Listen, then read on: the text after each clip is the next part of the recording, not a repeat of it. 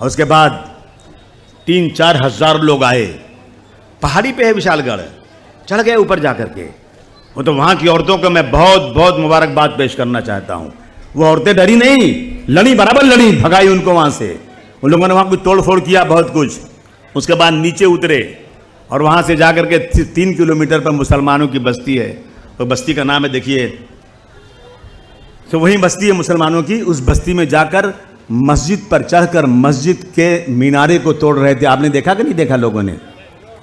अफसोस कि हम जिंदा हैं आज और हमारी मस्जिद का मीनारा टूट रहा है।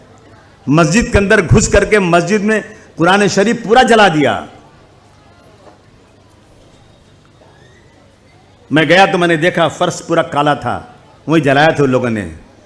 और उसके बाद जितने 40-50 घर थे मुसलमानों को सब तोड़ दिया। औरतें अपने बच्चों को लेकर जंगल में छुप गई बेचारी। क्या गलती थी उनकी? उनकी गलती क्यों कर रहे हो ये बताओ तो सही, क्यों कर रहे हो ये? कुछ नहीं, कोई पूछने वाला नहीं है। आज मुल्क की हालात ये हैं दोस्तों, इसलिए मैं आपके पास चलकर आज आया था कि मैं आपसे बात करूं कि इस मुल्क में जो हो रहा है उसके लिए अब हमें जो है ना, कहते हैं ना कि अपने काबे की हिफाजत तुम्हें खुद करनी होगी। अपने काबे की हिफाजत तुम्हें खुद करनी होगी। अब अबाबीलों का लश्कर नहीं आने वाला। हम इंतजार करते हैं गणपति आएगी। हम गणपति के त्यौहार आते, हमने कहा था भाई गणपति में हम त्यौहार में अपने हिंदू भाइयों का हम स्वागत करेंगे। हम उनको शरबत पिलाएंगे, ठंडा पानी पिलाएंगे, हम उनको फूलों का हार भी देंगे क्योंकि हमारे भाई हैं वो। हम इस मुल्क में गम्मा जमनी तहजीब चाहते हैं। भाई हमारी खाली एक ही दरख्वास्त उनसे थी कि भाई जब आप गणपति लेके निकलिए तो जब मुसलमानों की मस्जिद आ जाए तो कह दीजिए भाई हमारे मुसलमान भाइयों की मस्जिद है, यहाँ पर हम नगाड़ा नहीं बजाएंगे, हम यहाँ पर रंग नहीं फेंकेंगे और 5 मिनट के लिए हम यहाँ पर शोर शराबा नहीं करेंगे। हमने कहा कि अगर आप ये करेंगे ना तो मुसलमान आएगा, आपको ठंडा पानी पिलाएगा, तालियां बजाकर आपका स्वागत भी करेगा। मैंने गलत कहा था क्या? बताइए। मैंने कहा तो मुझे कहते हैं तुम होते कौन हो हमें बताने वाले गणपति हम कैसे मनाएं? बेटा हम होते हैं, बताएंगे तुमको, बताएंगे इंशाअल्लाह, वक्त आने तो हम बताएंगे हम कौन होते हैं। उसके बाद ये ले जाकर मस्जिद के पास जानबूझकर रोकते हैं। भाई आप जाइए ना, कौन मना कर रहा है? जैसे आप वहां से चलते जाइए, लेकिन मस्जिद के पास रोकना और इस मुल्क में रहना है तो वंदे मातरम पढ़ना पड़ेगा।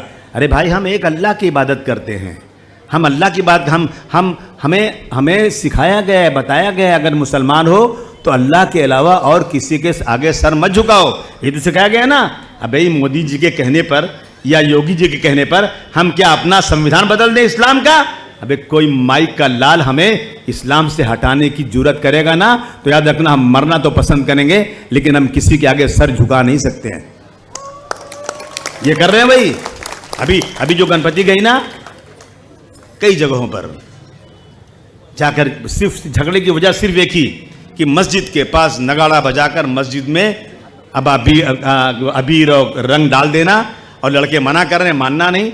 4 से 6 से 7 जगहों पर फसाद हो गया, कई 100 लड़के जेल चले गए।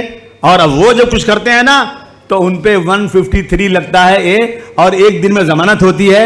और हमारे बच्चे करते हैं ना, इन पे 307 लगता है और साल भर जमानत नहीं होती। इसका कुछ हल है कि नहीं? आप बताओ, इसका हल ढूंढना है कि नहीं ढूंढना है? जोर से बोलो, ढूंढना है कि नहीं ढूंढना है?